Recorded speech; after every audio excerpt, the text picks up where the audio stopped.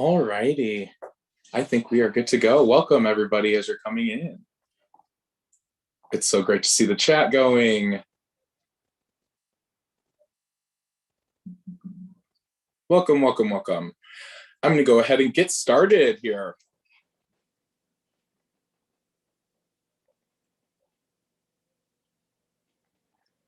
All right. Welcome to Stewart's Opera House's hosting of Spoken and Heard. My name is Devin Sudman. I'm the Education Director here at Stewart's. I have black curly hair, light brown skin, dark brown eyes, and I'm wearing my black rimmed glasses and my plaid button-up today.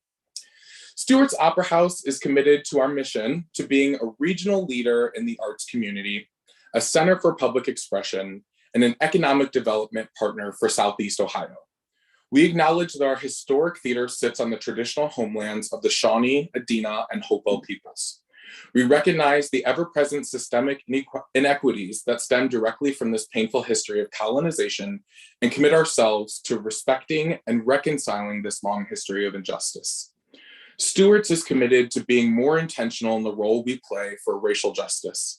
We also commit to being more inclusive of people historically and currently marginalized based on identity, including gender, sexuality, class, and heritage. We wish to publicly express that hate and systemic oppression have no home in our organization.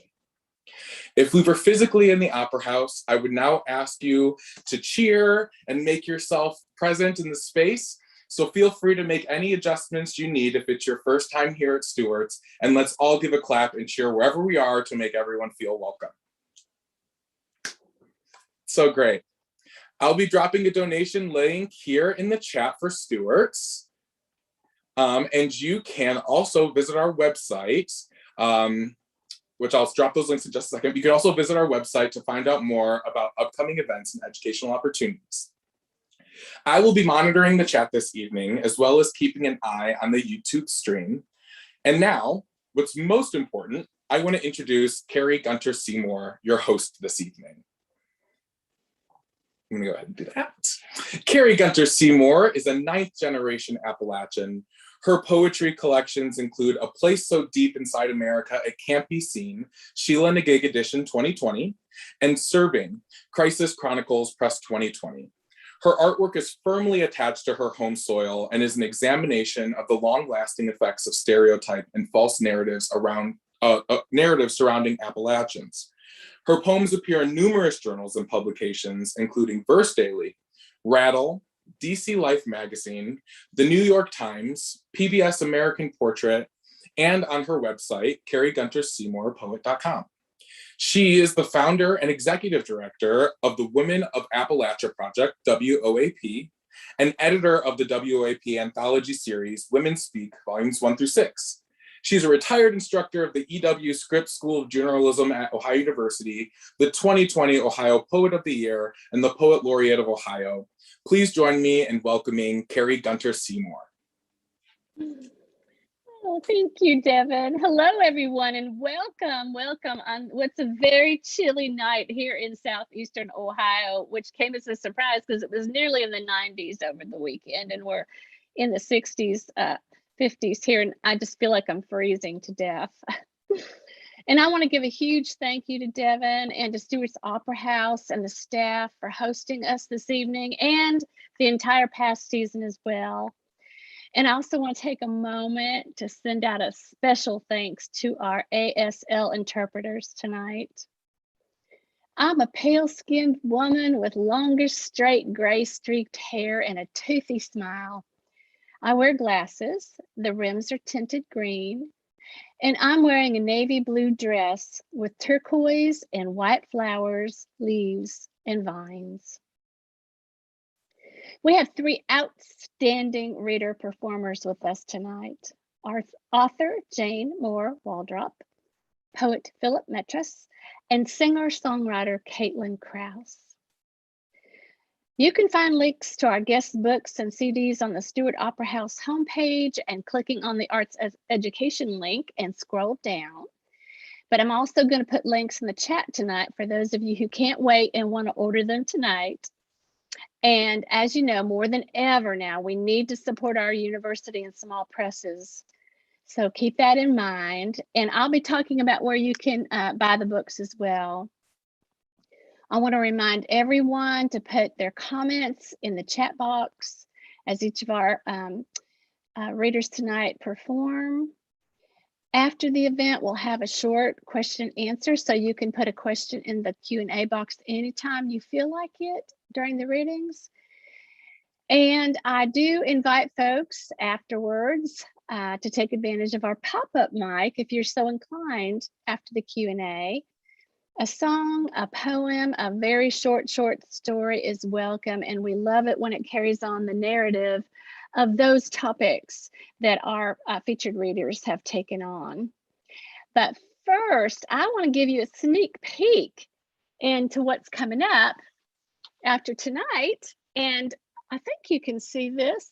We have on October 21st, Ruth Awad and Marcus Jackson, both fabulous Ohio poets, and Tiffany Williams, singer-songwriter out of Tennessee, Nashville, Tennessee, just an amazing voice. You're going to absolutely love her. And November 11th is Jessica Jacobs, editor of the Beloit Journal, and her wife, poet Nicole Brown, who I absolutely adore. And Alan Holmes and Michael Cody are poet musicians. They're also from Tennessee, and they will crack you up. So I really hope that you'll join us for those other events as well. And now, Caitlyn Krause, originally from Columbus, Ohio, is a singer, musician, and songwriter living in Athens, Ohio. Krause has performed her music solo and with a band over the past decade. In 2016, she released a self-titled 7-inch record on the label Keeled Scales, based in Austin, Texas, where she lived for 5 years. And in 2020, she released her full-length album, What Rises, which is amazing. Primarily recorded at the Pitchfork Studios in Pomeroy, Ohio. When not writing music or performing, she spends time with her dogs, works in the mental health field as an outpatient counselor and music therapist for adults, and is an adjunct professor for Ohio University's music therapy department. Her full-length CDs can be purchased through Bandcamp. I'll put that link in the chat. The 7-inch vinyl record can be purchased at Keeled Scales. And her website has all of this information and more. And that's CaitlinKrausemusic.com. Forgive me. Friends, I can tell you that Caitlyn's music, her voice, we highly value here in Athens County. And it was with such great pleasure that I recognize her tremendous talent, and I welcome her. Caitlyn Krause. Thank you very much, Carrie. I'm really happy to be here. I am Caitlyn. I have brown hair. I'm wearing it up in a high ponytail, and I have bangs. I have white skin and red lipstick on, and pink and yellow earrings, and a black blazer, and I have tattoos on my arms. And I am here sitting in Athens, Ohio in my apartment with my 2 dogs who promise to be quiet, and amidst my books. So this first song is called Follow Me, and it is a song about becoming, about growth.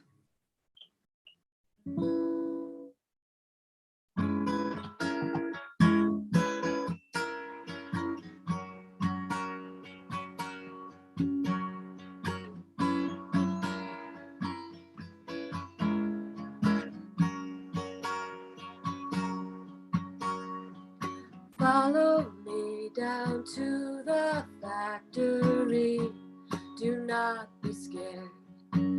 The other night did not feel right.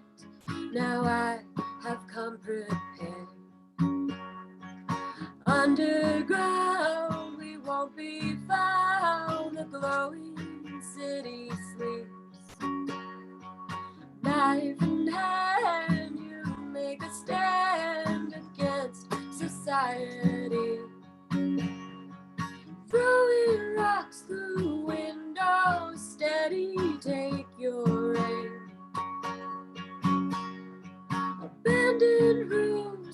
machinery, you haven't any name, and without a name, I could just stay here. Without a name, I could just stay here.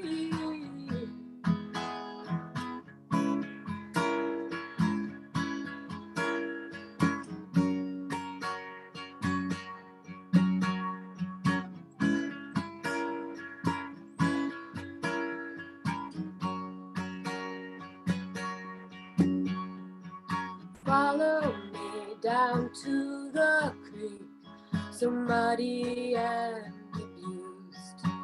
Take off your clothes, nobody knows. For love you can't refuse. Broken glass, green water mouth filled up and riding high. Bleeding strong and something's wrong. A spell cast in July. Whisper softly in your ear, become clay in my hands. Wild, wild, come closer, child. Give me one last dance. And with this dance, I could take you. With this dance, I could take you.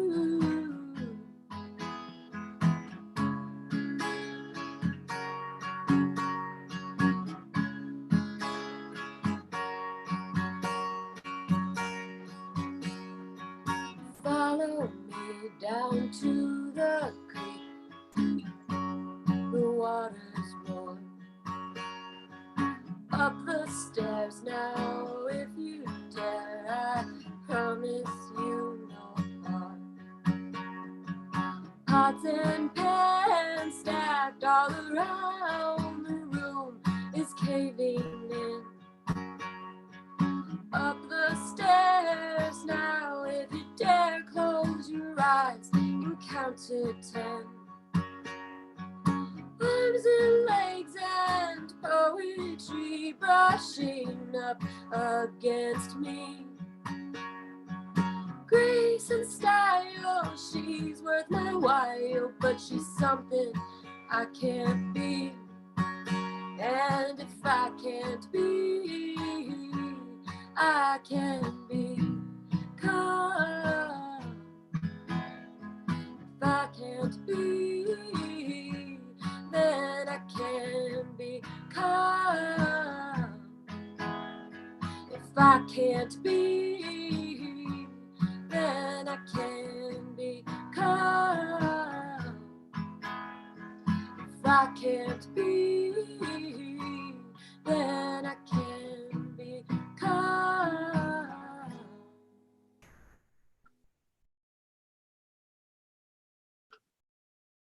Thank you. Thank you. All right, this next song I'm going to play before Phillip takes the stage is called Garden. The last song, Follow Me, is on the album I released this year, What Rises. This new song I wrote over the pandemic, and it came out of the Athens Songwriter Circle that is hosted here by Bruce Dalzell, and this is a wonderful circle where people get together and choose words, and we take turns all incorporating the same word into our song each week and then sharing. And this was really something that was really important to me now, but especially over the pandemic. It was a way to keep creativity going and try new things and be with people. So this song, Garden, I kind of see it as a love song. I think it could be a love song to somebody else, but it could also be a love song to yourself.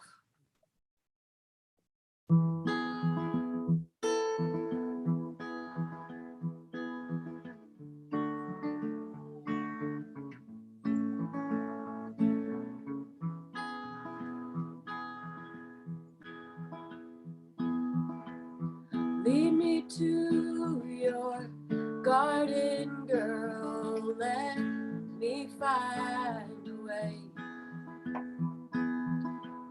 to shed this skin and step right in without old fear and shame. Before time becomes tangled up, before I lose my nerve, take my hand and comfort me. Please show me something pure.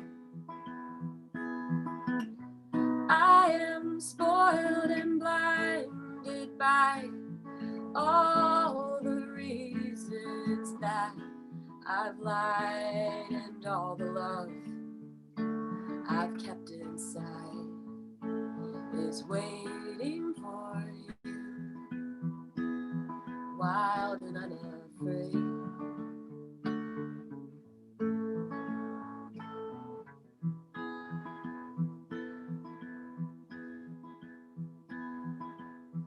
No one will find us here, no reason we should hide. An open door and sky above, I let go of my pride. Before time becomes tangled up, before I lose my nerve, take my hand and comfort me. Please show me something pure. I am spoiled and blinded by all the reasons that I've lied, and all the love I've kept inside is waiting for you. Yes, all the love I've kept inside is waiting for you, wild and unafraid, wild and unafraid.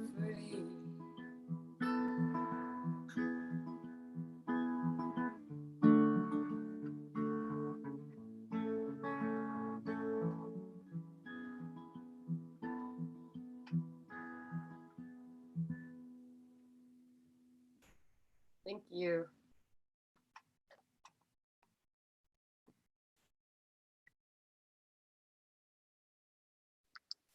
That truly was just absolutely amazing. Thank you so much, Caitlyn. I'm just, all I kept inside is waiting, wild and unafraid. Wow. I think that's something we all wish that we could proclaim and feel that deeply. Thank you so much for that beautiful music. And luckily, Caitlyn's gonna be back with us again before we leave this evening. So we'll get one more beautiful song from her, which excites me very much. Jane Moore Waldrop is the author of Retracing My Steps, a finalist in the New Woman's Voices Chapbook Contest, and Pandemic Lent, a season in poems, both from Finishing Line Press. Her linked story collection, Drowned Town, will be published in October 2021 by University Press of Kentucky. Drowned Town explores the multi-generational impact caused by the loss of home in a landscape forever altered by the mid-20th century impoundment of the Tennessee and Cumberland rivers and the seizing of the property under the power of eminent domain to create the Land Between the Lakes National Recreation Area. The narrative follows two women whose lives are shaped by their friendship and connection to place. And their stories go back and forth in time to show how the creation of the lakes both healed and hurt the people connected to them. In the process, the stories emphasize the importance of sisterhood and family, both blood and created, and how we cannot separate ourselves from our places in the world. Amen to that. Waldrop is a graduate of the University of Kentucky with a BA and a JD and the Murray State University Low Residency MFA program in creative writing. Her genre is fiction, although she is also a poet. Waldrop's fiction has appeared in the Anthology of Appalachian Writers, Still the Journal, Appalachian Review, New Limestone Review, New Madrid Review, and many other literary journals. Her stories have been selected as Judge's Choice in the 2016 Still Journal Fiction Contest and finalists for the 2015 Reynolds Prize Fiction, 2016 Tilly Olson Fiction Award, and the 2017 Still Journal Fiction Contest. You can find her at janemorewaldrop.com. This is a beautiful copy of Pandemic. Oh my gosh, I'm sorry, Lent, poems that Jane wrote the first few weeks after the pandemic hit really hard. And this is a gorgeous, beautiful book that just so it just documents what all of us were feeling during that time. And I think this is one of those books that's just going to go down in history as representing early pandemic. So I really hope that you'll all grab a copy of that. And that's from Finishing Line Press. Her Retracing My Steps is also from Finishing Line Press. And Drowned Town is in pre-sale right now at the University of Kentucky Press. I'm going to put all these links in the chat box, but remember you can find them all on her website, janemorewaldrop.com. So I've had the pleasure and honor of knowing Jane for many years. She and I met, as I have so many of the folks I've had here from Appalachia, the poet and writer friends that I've shared with you all. And she and I met at the Heinemann Sandalwood School in Kentucky. And I've gotten to know her even better as she has participated in my Women of Appalachia project. And I can say she's extremely creative and kind, and we are so very fortunate to have her with us this evening. It is my joy to share her here with all of you tonight. Please welcome Jane Moore Waldrop. Thank you so much. I'm just so happy to be here. Thank you for the invitation. And I did want to show you something that, sorry to get so close to the camera. Oh, I did need to tell you, I have light skin. I have gray hair that is much longer in my pandemic styling. I am sitting here in my home office, and I am very happy to be here with you. And I did receive my copy of my book today, which was coming out October 26th. So it's real, which is pretty wonderful. You might say I'm a late bloomer. I've had a law practice, and I came to creative writing sort of later in my life, pretty recently. So I'm really thrilled to have this book come out. Silas House was my editor for my book and selected it for publication through the Fireside Industries imprint, which is a partnership of Hyman Settlement School and University Press of Kentucky. So I'm really honored that my first work of fiction is coming into the world. So I wanted to explain to you what a drowned town is before I read from my book. A drowned town is that term is commonly used for towns and areas that disappear when large reservoirs fill and submerge towns, when a river is dammed. All of these are, of course, human made lakes and dams. So in Western Kentucky, where I grew up, there are lots of rivers, always have been, got the Ohio River, the Mississippi, the Tennessee, and the Cumberland. And in the mid 20th century, the Tennessee River was dammed in Western Kentucky to form Kentucky Lake. About 2 decades later, the Cumberland River was dammed to form Lake Barkley. There's a narrow strip of land that ran between these rivers called Between the Rivers.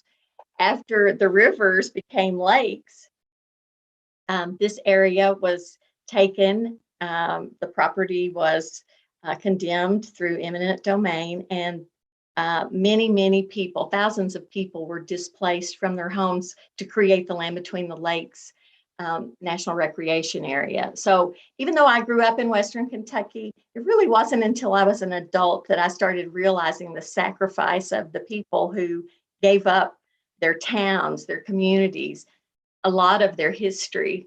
So I decided as a fiction writer to set these linked stories in Western Kentucky, in this area that I know, but I wrote it as fiction. So I want to tell the story of this history, but as Emily Dickinson said, I'm trying to tell it slant, so to get to the truth. So anyway, I'm going to read from the first chapter of the book. It was a short story that appeared in Appalachian Review about 5 years ago. So I've been steadily working on these stories, and it seemed to come into book form because I write a lot about the lakes, and that area really means a lot to me. So the first story from the book is called Dry Ground. I will skip around a little bit, so there might seem to be some gaps, but I'm sure you'll be able to follow along. Dry Ground. Cam wandered through this uninhabited place, remembering each house and family and tree that had been here before the water came. She stumbled, nearly turning an ankle as she crossed a disintegrating asphalt slab, a remnant of the street where she had lived in a town that once existed. She glanced in both directions, more from childhood habit than necessity, since there were no cars left. There was nothing left. Only a few shards of brick and stone, a faint curvature of sky and earth that felt vaguely familiar. Her mother's unsealed wedding dress had made her feel nostalgic and drawn back to the old town. The ecru lace gown, preserved with care for future generations in a heavy cardboard box designed to keep out moisture and fabric-eating pests, had been brought out and altered to fit Cam. The wedding, her second, Owen's first, was in 3 days. She and Owen had been friends since childhood when they both lived in this old town.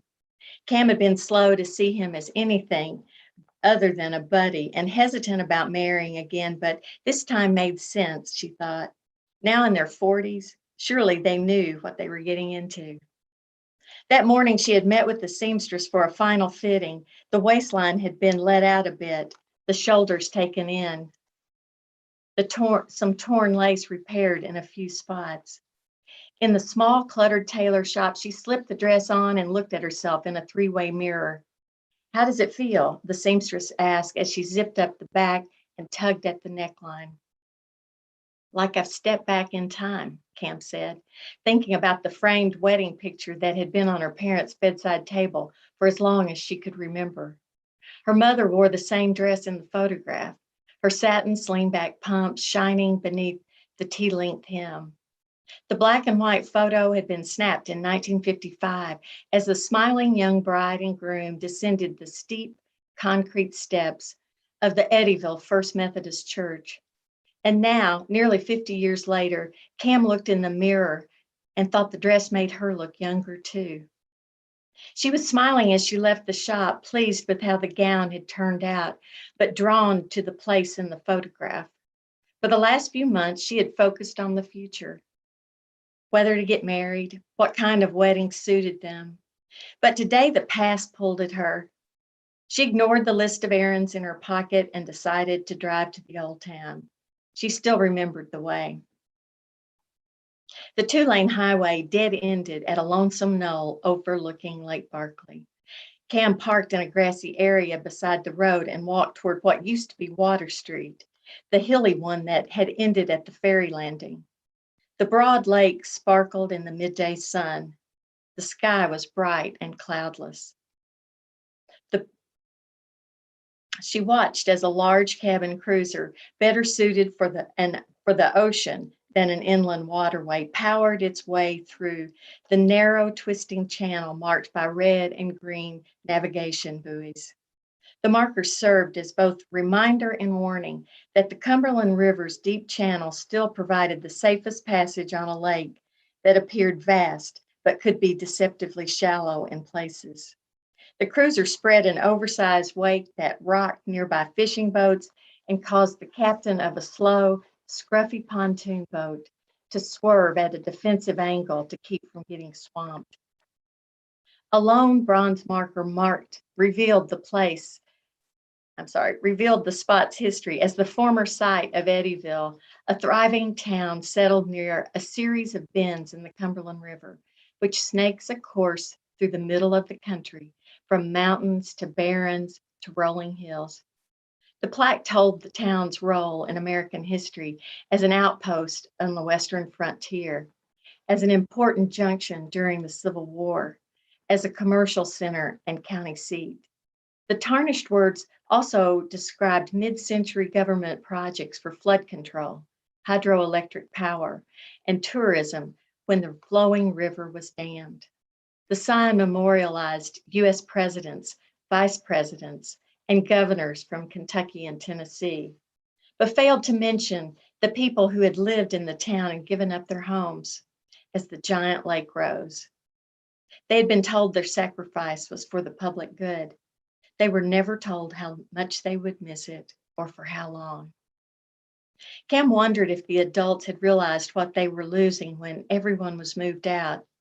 At the time, she had been a child, not privy to their conversations about the relocation.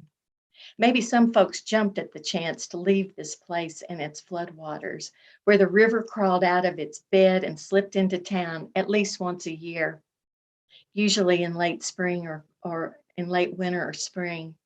They had tired of shoveling mud-caked streets and sidewalks, pumping out perennially musty, wet basements, and moving furniture to the attic. The chance to live on higher ground lured them away, enticed by the gift of free land for those who committed to build in a town that had sprouted in a cornfield 2 miles away. Others had fought the taking of their land, but without success. In the end, everyone was forced out. So I'm going to skip a little bit. Cam has a flashback to when she was a child, when they actually moved to the new town of Sycamore. 5 months later, her family packed up at the old house and headed to their new town, a location flat and dusty with nothing to commend it but the fact that it was beyond the reach of the river. Sycamore was a town of the future, not of the past. As more houses were built, Cam monitored the construction and tried to remember which floor plan was being used from the catalog that they all received. She watched as many of the former neighbors moved in. Although Cam knew almost everyone, she thought they looked different here, living in brand new houses and walking on uncracked sidewalks. They looked familiar yet almost unrecognizable. Some acted busy and excited. Others looked worried or confused, like they didn't know where they belonged. All of them had changed their routines and now lived with altered boundaries. They weren't the same people. They couldn't see or smell the river each day. They no longer needed to worry if the water was high or low. Inside the elementary classrooms, the floors were shiny, the desktops uncarved, and the seat bottoms not yet blemished by gum wads. The building smelled like fresh paint and plastic. The spines of the full-color textbooks crackled when Cam opened hers for the first time. Outside, the sun felt hot when the students played kickball at recess. There were no trees, and the newly sown grass wore down under the treads of sneakers. Their old school, with its rows of swing sets on the playground shaded by giant oaks, was scheduled to be torn down before the lake waters rose. So were their old homes. In the second week of school, Neville Burgess approached Cam on the playground during recess. She had known Neville most of her life. In the old town, he and her boy cousins had been best friends and played together all the time. But her cousins had moved to Princeton when their house was torn down, got bought out. She hadn't seen them in a long time. She wondered if Neville had. Cam noticed a bead of sweat rolling down the boy's cheek from the little sunburns his barber had created. "Your house is next," he said. "What's that mean?" she said. "The bulldozers parked next to your old house yesterday." "How do you know?" "I saw it. I ride my bike over to the old town every day." "You're not supposed to. You'll get in trouble." "Those old bastards don't need to know everything," he said defiantly. Neville liked to cuss. Cam guessed he picked it up from his dad. The Burgesses had lived 3 houses from the Weatherfords in Eddyville, and they used to hear his dad hollering during warm weather when everybody's windows were open. "That man sure could cuss," her mother had often said. After the buyout and before the move, he shouted and cussed even more, and most of the bad words were aimed at the government and the U.S. Army Corps of Engineers. Mr. Burgess had held out for as long as he could. They were one of the last families to sell. "They might be tearing it down right this instant," Neville said. He seemed proud that he knew something she didn't. "They moved down the street and there's not much left. It's all going to be gone by the end of the week." "How far away is the old town?" Cam asked. She didn't have her bearings yet. It might have been 1,000,000 miles away. "Not far, really. We'll go the back way so nobody sees us. The government owns it all now, and they've put up fences, but I know how to get in," Neville said, looking less defiant. "I'll think about it," she said. "If you want to see it before it's gone, meet me at the end of your street right after school," he said. "Better change clothes, though. I'm not towing you on my bike if you're wearing a dress." So thank you very much.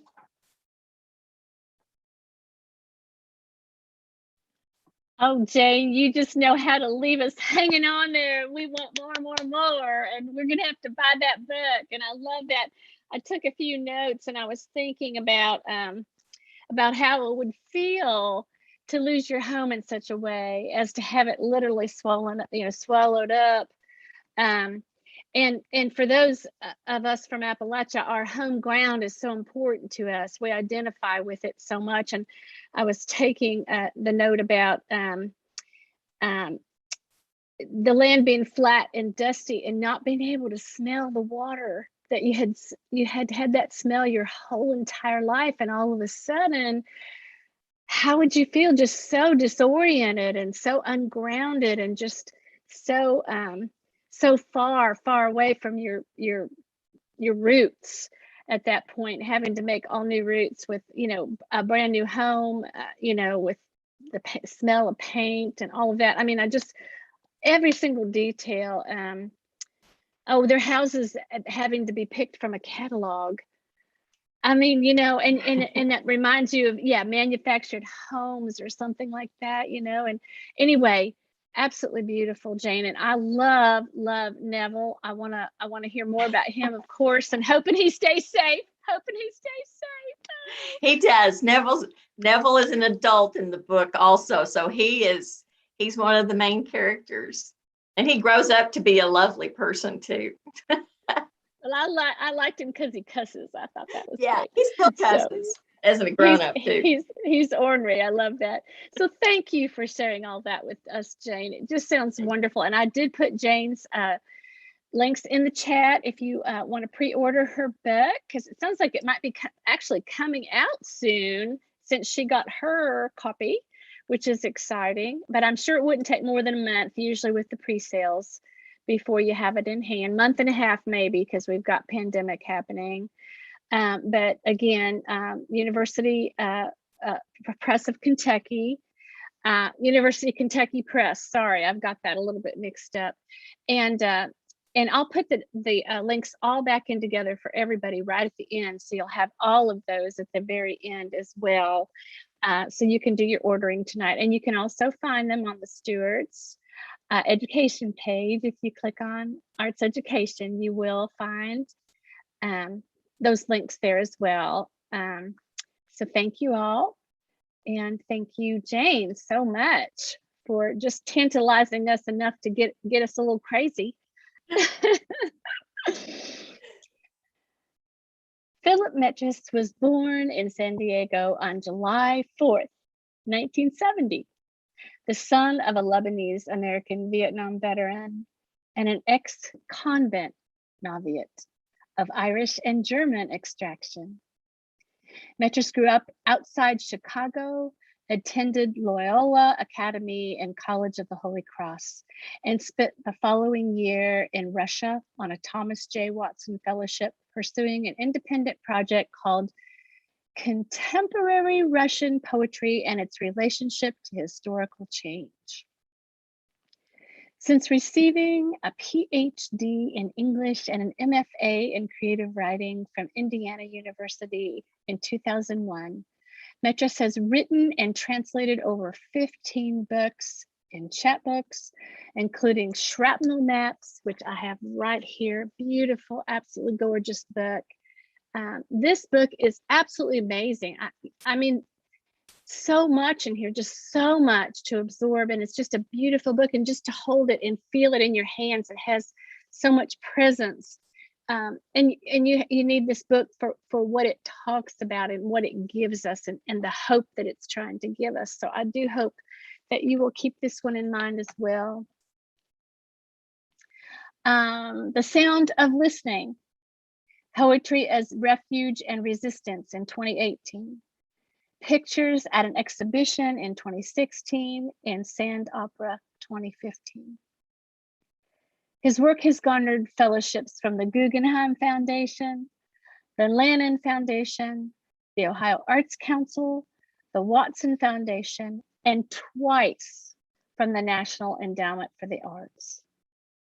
He has been awarded the Adrian Rich Award, 3 Arab American Book Awards, the Cleveland Arts Prize, and the Hunt Prize. His poems have appeared widely in the New York Times, Poetry Magazine, and so many places elsewhere, and been translated into Arabic, Farsi, Polish, Russian, and Tamil.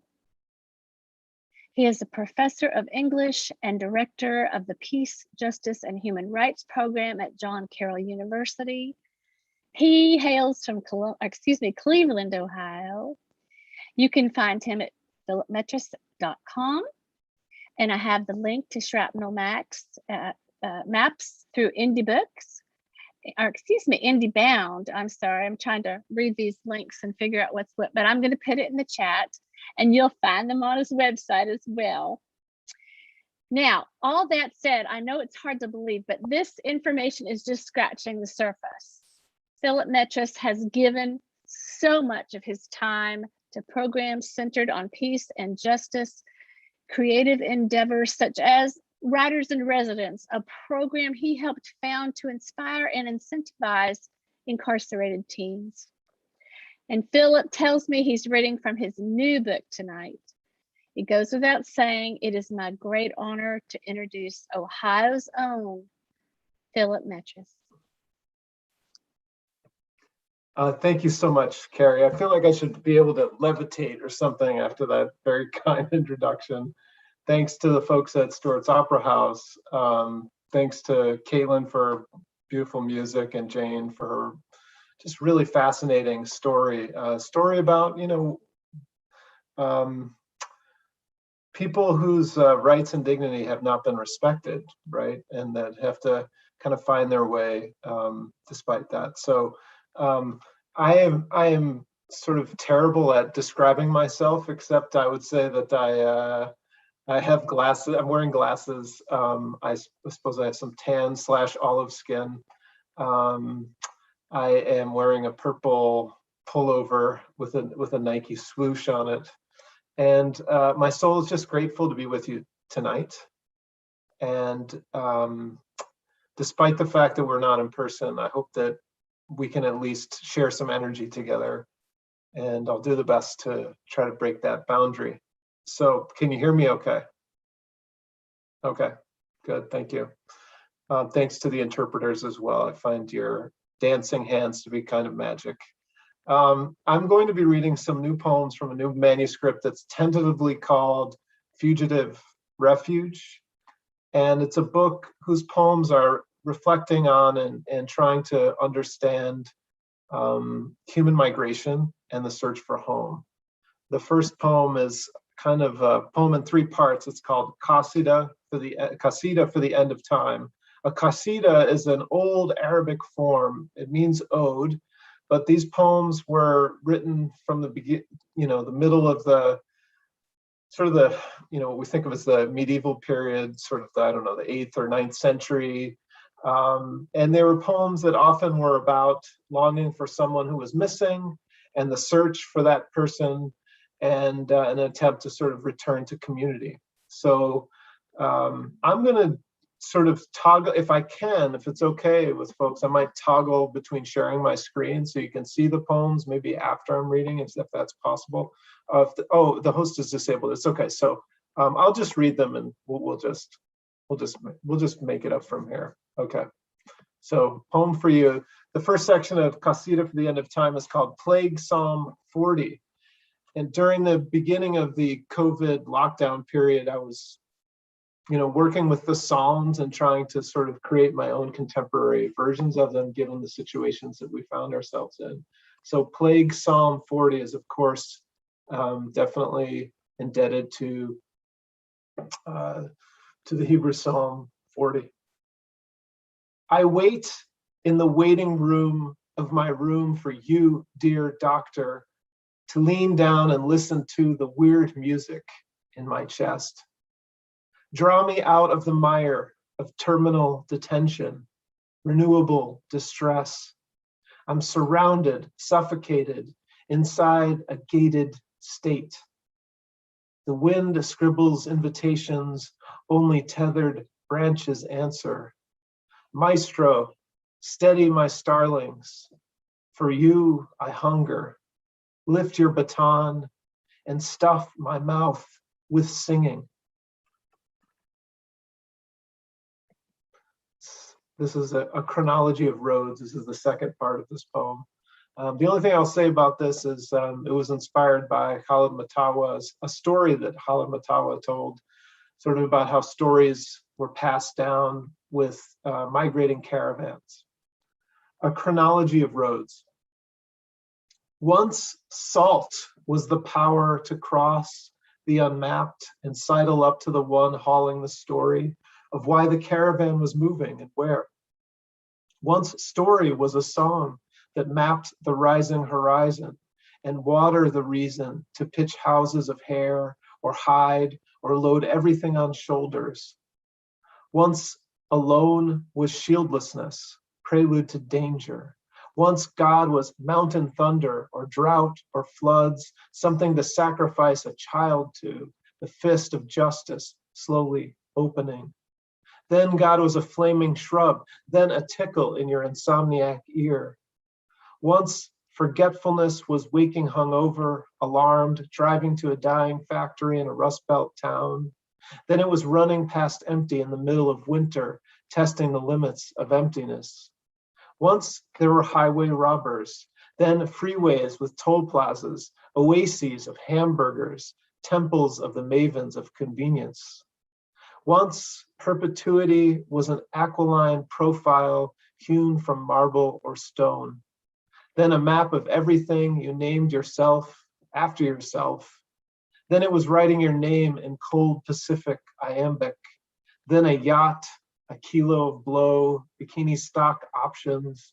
And now it's becoming one's own constellation, dim planets basking in your digital light. Once bridges were ice roads, and the bride of the sea was the name of a city. Once a wall was meant to slow invaders. Now deserts move faster than future, but still can't catch up to history. In twilight, across a Managua freeway, sweatshop workers flow, then skitter across asphalt lanes toward dirt floor villages, their white tees gleaming in headlights like doe eyes.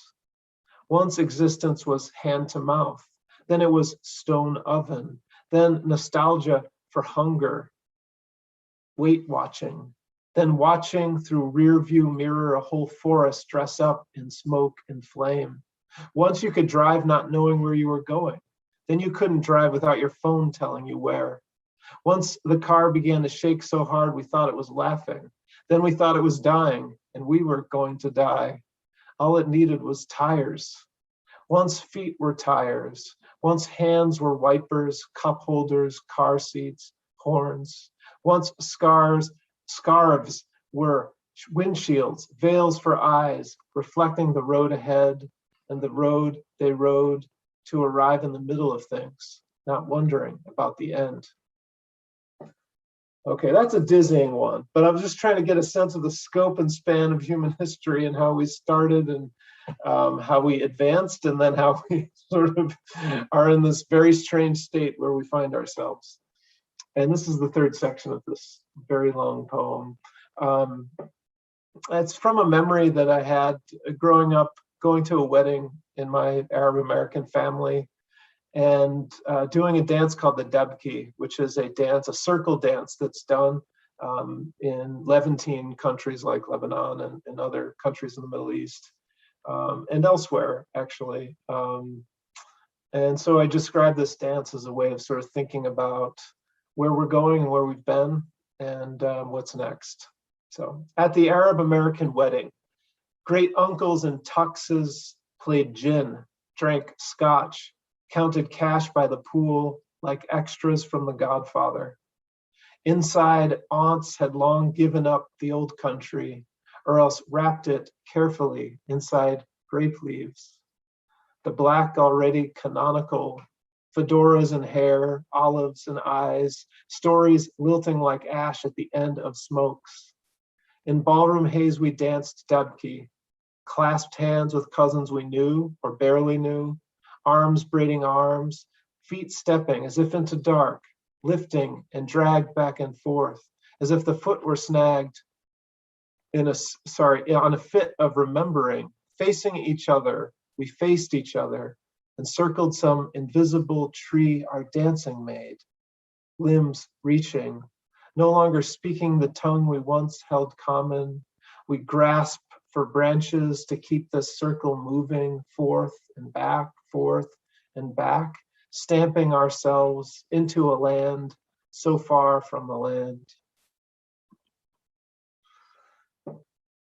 Well, that was a big mouthful of a series of 3 poems. But nonetheless, I'd like to share a poem called "From Thy Face Shall I Be Hid," which is a reference to a line from the book of Genesis, basically involving Cain and Abel. This poem is based on a story that my father had told me about his father, my grandfather, my great uncle, had some kind of blood feud, which never was explained to me, except that they just didn't talk for 20 years. And I'm sure some of you have relationships like that in your family, where someone doesn't talk to someone, and maybe you know the reason, or maybe you don't. Maybe it's just they don't even remember the reason. But in the process of researching my own family's story, from their migration from Lebanon through Mexico, where they fled after my great-grandfather was murdered, they wound up in New York. I saw many amazing pictures of my grandfather as a young man, and a few of them were of him boxing his brother, who he loved, but also fought with. And so this poem references that one of the photographs where they're sort of stripped down to their trunks, and they're fighting each other, and they'll fight each other even more later on.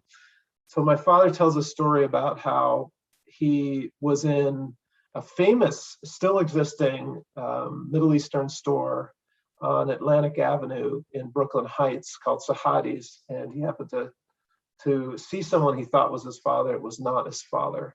It was a man that he'd never met. So from thy face shall I be hid. Like a man fighting against his mirror, two brothers circled, fists aloft, no words. I couldn't tell my uncle from my father. Years before, how did they watch their father confront the gang alone? In his own blood, like a man crashing against a mirror he'd fall in. No forgiving the other, which each himself had failed to stop. Why could I not tell I'd seen my uncle to my father? At Sahadi's, I thought he was my father, ahead in line. I'm Uncle Sam, he said.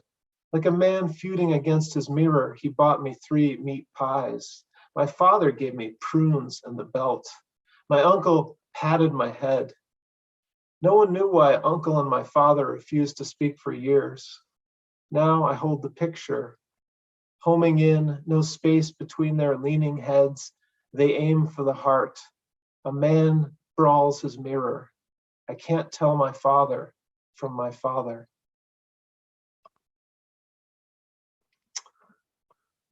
So I suppose one of the theories of the poem, and maybe in my understanding of them, is after their father was murdered in Mexico, I think that probably created some pain that they had no way of dealing with except to not be around each other.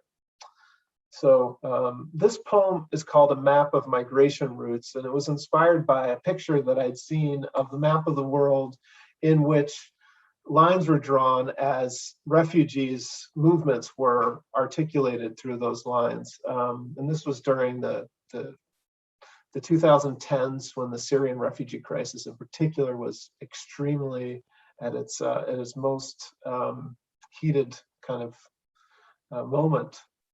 And to me, it just looked like veins. And so I started thinking of the body of the earth, such as it is, and all of this movement. So a map of migration routes. Each line is arrowed red.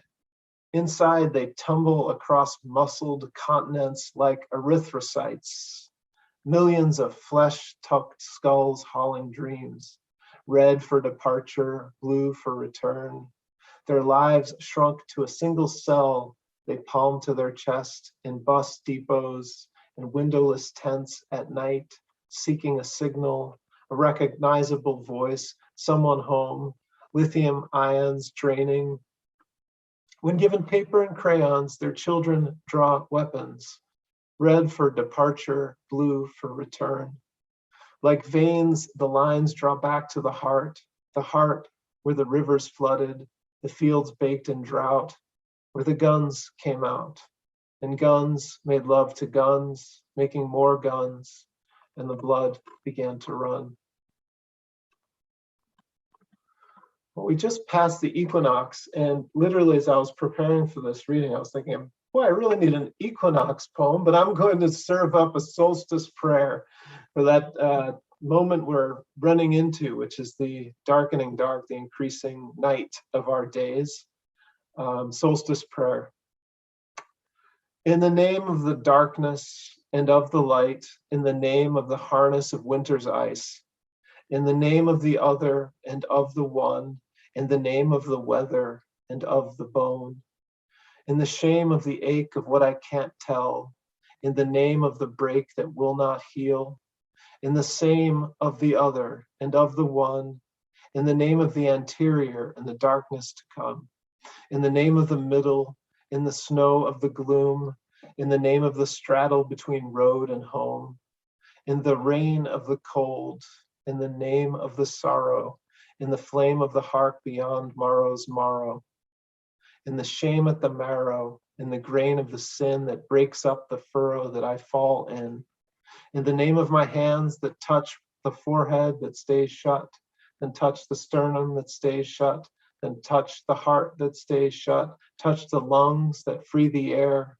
What can't be said, oh ghost, and then lay bare. I'm going to skip a poem and go to one called The Other Side because I'm running out of time rapidly. I'll just tell you one story about this. My dad is a Vietnam veteran, but the story that kind of haunted me was hearing that my grandmother, Sheila, had a brother named Charlie who served in World War I. He was a bit older than she was, and he never came home.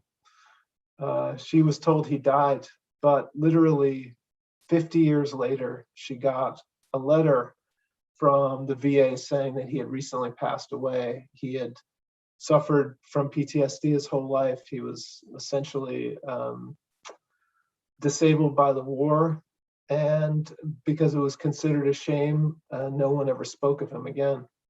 And I was just thinking about, she was so furious, of course, that her brother was alive and she never had a chance to see him. But I was just thinking about all of the ways in which the wars that we've fought and the people have suffered come back home. So this is called The Other Side. In the First World Peace, Uncle Charlie found his mind outside a country asylum, wound home to meet the sister who'd always knew he'd survived. Uncle Dom always spoke of the Second World Peace, how he once gave away a Purple Heart, which never reminded him of anything. And the marchers marched backward, never showing their backs, unlocked and unloaded every rifle they carried, breaking ranks in every direction. And the smoke and ash turned back into bone-clothed skin. In Saigon, my father saw fireworks, wondered when peace would end.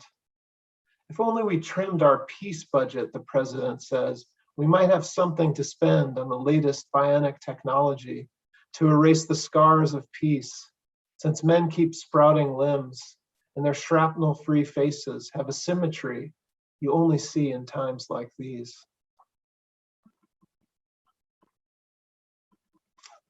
All right, I think I'm just going to read two more. Why are there stars? My daughter Layla, as with any kid about the age of 5, has a lot of questions, and she once asked me, why are there stars, Dad? And I was just like, I don't know, daughter.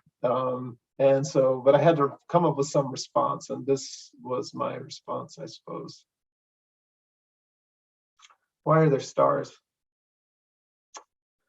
Because we need to know even the dark dome hovering above us, its infinite black, like our skull seen from the inside, like a bowl of onyx filled with cracks, flickers of future, shatters of bright hot snow still arriving, 10,000 years from now, already dead, sending out their final signals, seeds, time. The way I hope something I say will come back some dark night when you, wrestling sheets, twisting thoughts, no dream. Though I've been long translated to ash, a phrase will effuse behind your eyes, without your knowing when it began, sliding down your spine, swimming your restless limbs, little glimmer, glint of warmth, winter ember. All right, so do you want a funny poem or another prayer poem? What would you like? What would you like? Funny, Connie goes with funny. Let's do funny. Let's do funny. Okay, that we can do. This is called Toast, and this is an interactive poem, which means although I won't be able to hear you, I want you to say a toast every time I say a toast, and raise your glass. This is after an Iraqi poet's poem, who's been in exile from Iraq for many years. His poem's called Toast. His name is Fadl Al-Zawi.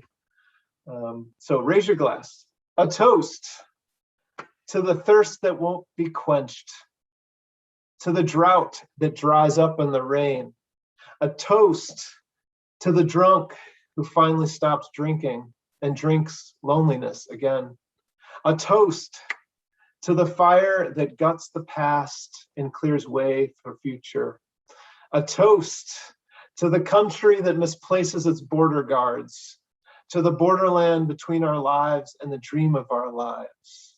A toast to the one who won the election for a country that no longer exists, to the president who dreams he's lost his arms and wakes with an itchy scalp. A toast to the walls that grow doors overnight. A toast to the migrants, the authors of movement who write with their feet, to beauty that has no reason but herself. A toast to the youth who don't know history tells them it's not possible, to the aged who live their last years where they've always lived, in another country. A toast to the dream of another country.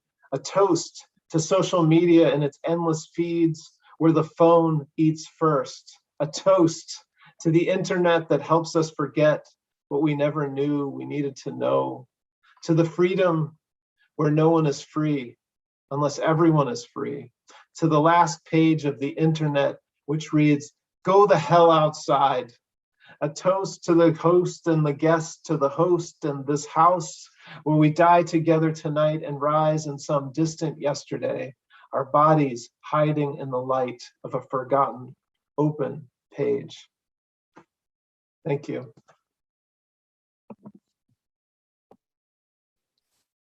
Oh my goodness, Phillip. Well, see, y'all, I told you so, right? So at least you were prepared, which is good. You know, you started out just absolutely gripping my heart, you know, things like trapped inside a gated state. You know, we take our freedoms here in this country so so easily, you know, without a lot of thought. And there are so many that cannot and will not be able to for many more generations, likely. And I love the idea of, you talked about the stories being handed down by migrating caravans. And so then I had to think of my own people and the Appalachians doing the same thing, that even to this day, a lot of our history is oral. And it's only been in probably the last couple of generations that people have worked hard to try to document that. And you were doing that for your people, which is just so beautiful, Phillip. So, oh, thank you for that. And of course, being a Middle East combat veteran's mother, I nearly wept through your poem. So thank you so much for that, for sending out one to all who serve, have served, and to their families. I appreciate that. And I know they do too. So this is the time of the evening where I ask people if they have questions. I see there is one, and this is a question for Phillip. And Dick Westheimer wants to know, do you hear the sounds and rhythms of Arabic when you write? The music of your poems is transcendent. Transcendent. Thank you. I'm not saying that right. I'm so sorry. Anyway, Phillip. Thanks, Carrie, and thanks, Dick, for that wonderful question. You know, I think the more that I write, the more I think I started probably with, like a lot of writers, with wanting to express a feeling or to tell a story. And I think those are certainly very valid and real places to begin in writing. But I think what keeps me writing is my passion for the music of language and the music of words. And so my understanding of Arabic is very cursory. I would say that I actually know Russian better than I know Arabic from my year living in Russia. But those traditions, actually both with the Russian tradition and the Arabic tradition, are deeply metrical and rhymed and very musical poetries. They're very oral in nature. And I think that the longer I write, the more I have moved toward the idea of poems as songs. And, you know, so that's where I am right now. Thank you. I don't know. Thank you. If anybody else has a question, you can also put it in the chat if that would be easier. I know sometimes it's hard to navigate what's happening at the bottom, but if not, I do have a couple questions of my own that I prepared, which I always try to do because I get to do that. I'm so lucky.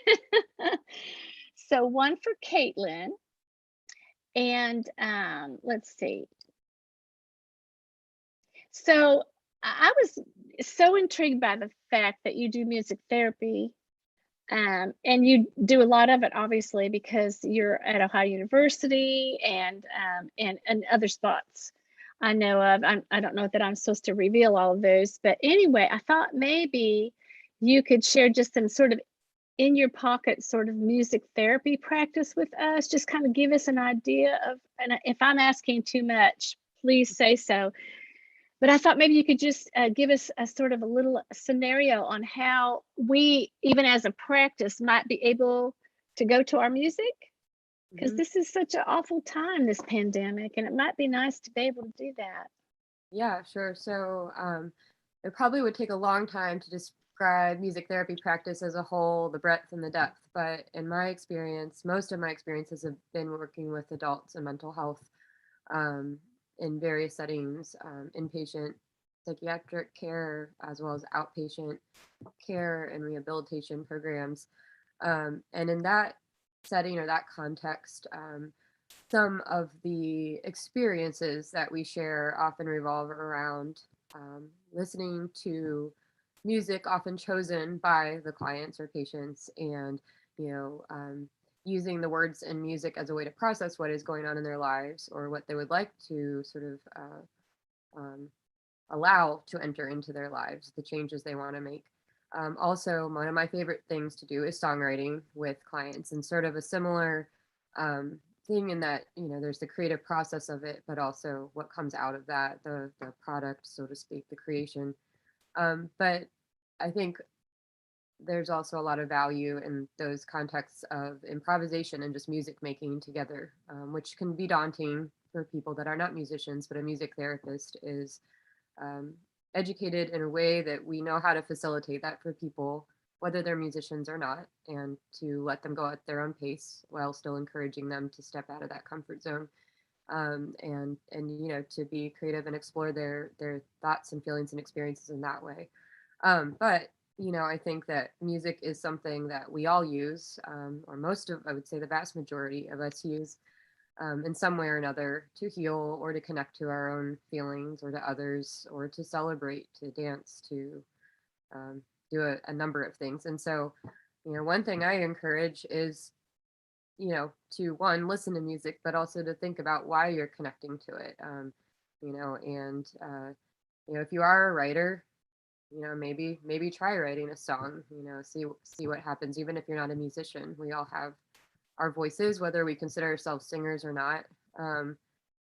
I always say to clients that, we all have rhythms, we all have internal rhythms. And so when people are shy about trying to sing or play an instrument, to think about the internal rhythms that keep us going all day long, our breath, our heartbeats, the pace of our thoughts. So yeah, I guess I encourage people to listen to music, to think about, what feeling is that evoking? What are you trying to get out of the music?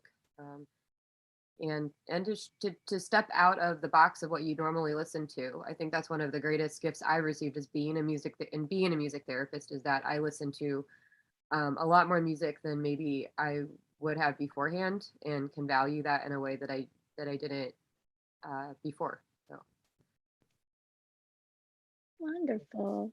So you've written us a prescription to listen to more music, and I like that. I love the idea of thinking why. What is it about a certain song that draws us there? Why does that give us comfort or energy, or make us want to get up and dance? What is it about that? Right. I don't know that I've ever sat down and really thought about that. Yeah, and in a these days way we have of so many ways healing. to do like playlists, and we have so many. A lot of us have. If you have the technology, you can make your own playlists. I'll have like a playlist that I want to listen to if I need to cry, if I need that catharsis, or I'll have one that's like, to dance, or so to be creative in your playlists too. Wonderful. Thank you so much, Caitlyn. I'm trying to make sure. I think I have another question here, and this is anonymous. Oh, they would like to know if the ASL interpreters might talk for a few minutes about the nuances of interpreting poets.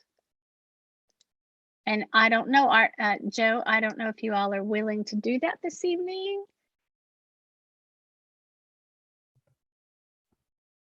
Either of you?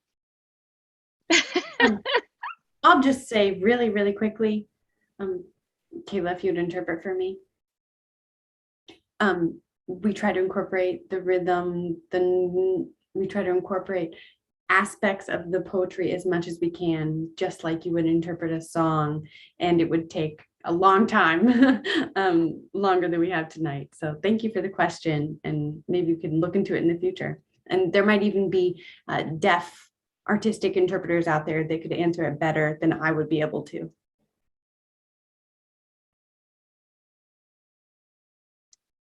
I want to encourage our artists to look at the chat because people are responding and talking to y'all. So before we leave this evening, do try to take a little look at it or save the chat so you can look at it later. And I have a question. I want to make sure I got, yeah, okay. So I have one for Jane as well. I prepared one for Jane because this is one I've always wanted to ask her myself, and I don't know why I haven't. But Jane, are you still a practicing attorney? And if so, when do you write? Because my goodness. I'm a recovering attorney. No, I haven't practiced in a few years. I'm still a licensed attorney, but when I made the flip to creative writing, I decided I really wanted to focus on that.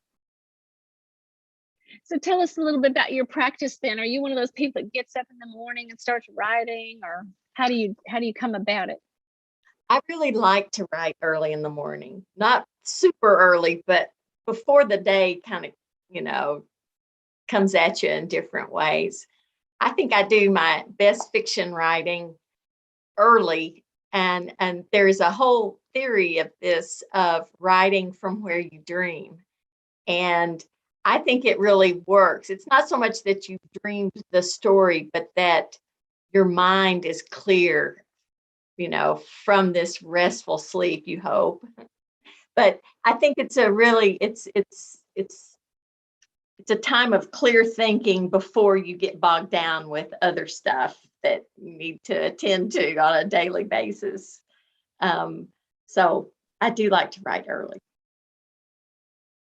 Right. Well, that's good to know. I always try to get myself to write early, but then I make the mistake of opening my email. And then all of a sudden it's 11 o'clock. Right. It's like, okay. But good for you, Jane, for sticking to that. And Phillip, I did prepare a little question for you. It's actually a big question, but I thought you could at least touch on it because I touched a little bit on your peace and justice and human rights work, which I think everything you write is focused on that. And I do understand that, but I didn't know if you wanted to mention any other of the programs that you have available or that you have spent time with or work with. And I wanted to give you that opportunity. Oh, thanks. I mean, I know, Carrie, that you've visited Writers in Residence, which is such a powerful experience. And I'm not sure, were you able to visit it in person or was it all online?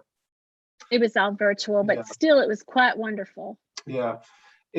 So Writers in Residence began, I'd say about 4 years ago, a student initiative to facilitate creative writing opportunities, workshops in juvenile detention facilities, beginning near John Carroll University where I teach and now extending throughout the state of Ohio.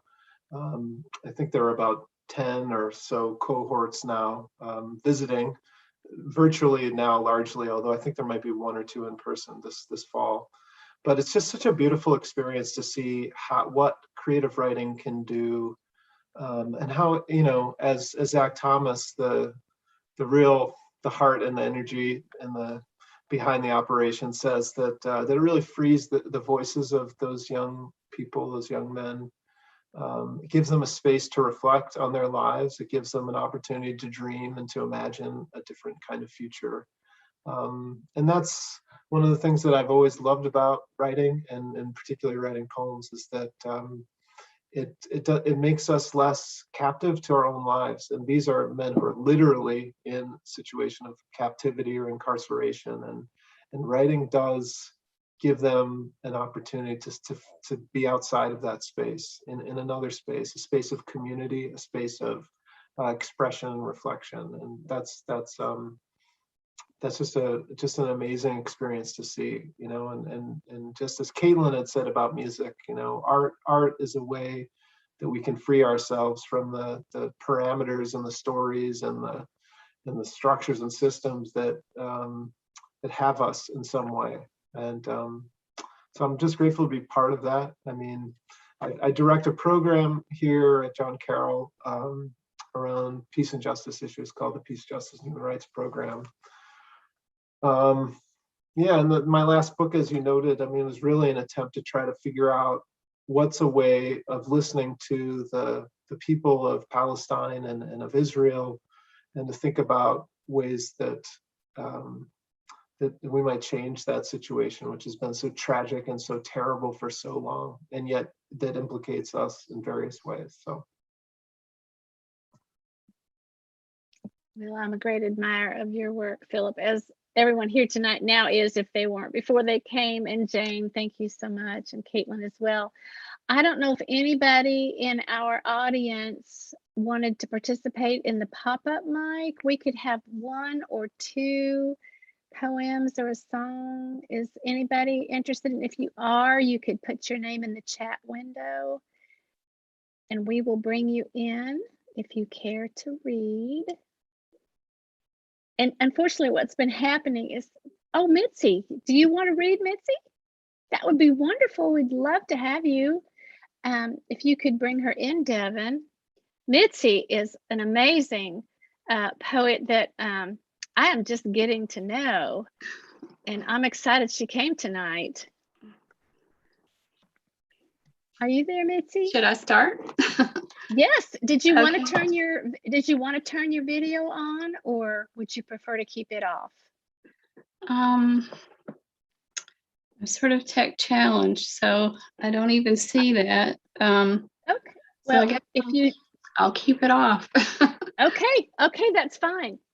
All right, this is called Sand, and it was published in Proud to Be with Southeast Missouri State University Press and the Missouri Humanities Council. Sand. I remember World War II in black and white, but his reel was in dying color, a time warped from the Nazis to Ozzie and Harriet, like the sand pails and bathers now on Omaha Beach.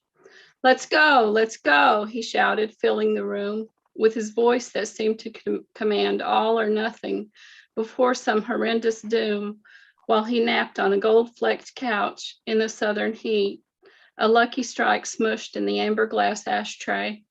What? My mother emerged from the kitchen. His faraway eyes seemed to follow the quiet geese flying on the knotty pine above him, the olive sculpted carpet as he rose to sit, moments when he morphed out of a history neither Mom nor I could fathom. I thought I was back in the war.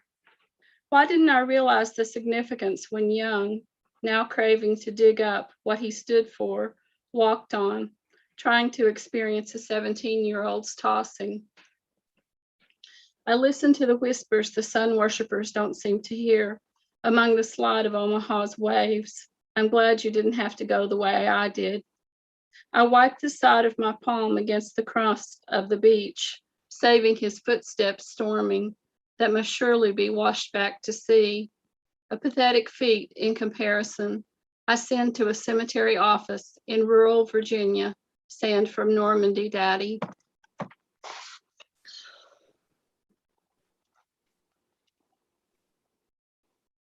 Oh my goodness, I'm not going to make it through the evening without crying, I don't think. Mitzi, thank you. That was just absolutely beautiful. Thank you so much for sharing. And Bernie Palmatier, I may not be saying that right, but Bernie would like to share one as well.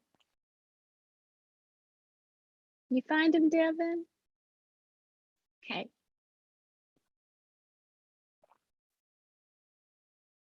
Unmute. I'm unmuted Great. now. Very good. We can hear you. Y'all can hear me? Yep. I said that in Tennessean. Yes, you did. I have two quick poems, but I have a very lengthy poem in my book, The Grunch Who Ate the Bottom Line. And is there a way to show a picture of it? There isn't, and you can read one poem. I'm very strict. One poem. Just one. So yes. You want a real short one? One short poem. Because I have another one that's even better, but this is entitled Ruby. It's about It's written on behalf of my mother-in-law who passed away, and this was my little eulogy to her. A child's day is forever, and the two tiny white butterflies darted and danced and dosy-doed above my pond. She and we were warned our earthly dance would fly so fast. White wings flitted, flirted, till the careless breeze whisked them away, and the dance ended. Ruby must have known white butterflies. Ruby Cantrell, the master, April 10th, 1927 to November 21st, 2012. You sure you don't want to hear the other one? It's even better. It's beautiful. And Bernie, thank you. Please bring it back next month on October 21st. We'd love to hear it. And your voice is astounding. So yes, we want you back. Thank you Well, so much. The next time I'll read $1 more than I need. And of course, my book is a long 82-page poem written like a Dr. Seuss. So if anyone out there would like to look it up on Amazon, the title of the book is why don't you go ahead and put that link in the chat box, Bernie. Go ahead and put your link in there. We'd love to hear about your book. Sure, put it in there. Okay, I'll put it in the chat box. Sounds good. You can go on Amazon and look it up. All right, wonderful. Thank you. Thank you. Make it a great rest of your evening. You sound like you should be on the radio, Bernie. My goodness. Well, what an evening we have had, and we're not done yet. We have one more song from Caitlyn. She's going to take us home this evening. But before we do that, I just want to say thank you so much to our generous sponsor, Stewart's Opera House, our charming host, Devin Sudman, for lending us his technical support and all of his just cheering and just cheerfulness. And we so appreciate that. I want to wish blessings to everyone. Stay safe. See you back here on October 21st at 7 p.m. for Ruth Awad, Marcus Jackson, and Tennessee's finest singer-songwriter, Tiffany Williams. And we're going to leave tonight with our beautiful Athens County singer-songwriter, Caitlyn Krause. Thanks, Carrie. And thank you to Phillip and Jane and Devin and Joe and Kayla and to all of you for listening. And I have been reading the comments. I just awkward to type on my keyboard while I'm sitting here. So thank you to everybody. Excuse me. This song is called On the Way Down. It's also on my What Rises album. And this song's, I'm not going to go into the specifics, so it's going to sound a little bit vague, but it's sort of about an early life, sifting through incongruence of what people say and what people do, and kind of having to learn in difficult ways about what really matters and what's real and what's true, and sort of ultimately coming to the conclusion that the act of giving is what really matters. So this is that song.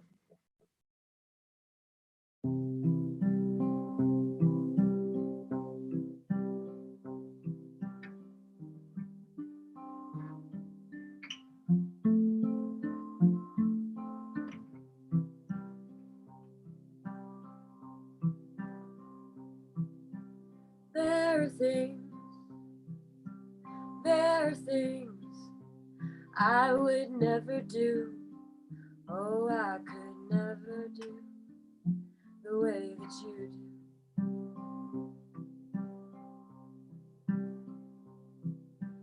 There are words I would never say. Oh, I could never pray the way that you do.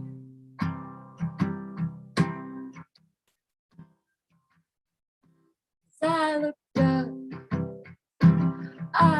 up above your shrine as he blessed the wine and broke the bread.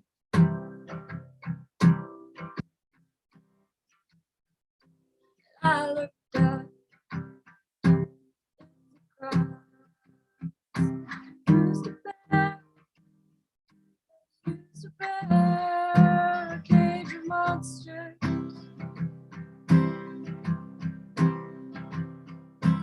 And on the way down,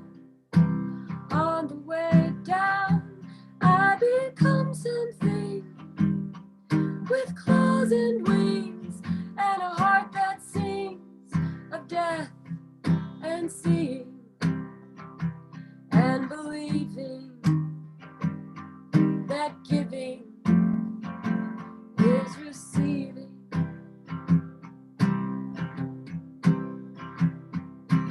These days, you welcome me with love that I can see and open arms.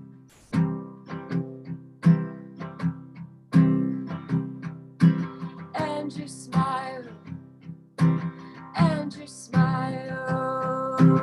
is so wide, I swear I could climb inside and never cry. It is a hat you give me to wear after you comb my hair and dry me off.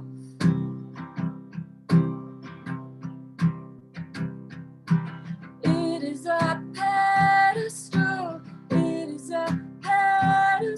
you place me on. But if I can do no wrong, then I cannot know right. And on the way down, I become something with claws and wings and a heart that sings of death and seeing and believing that giving is receiving and believing that giving is receiving.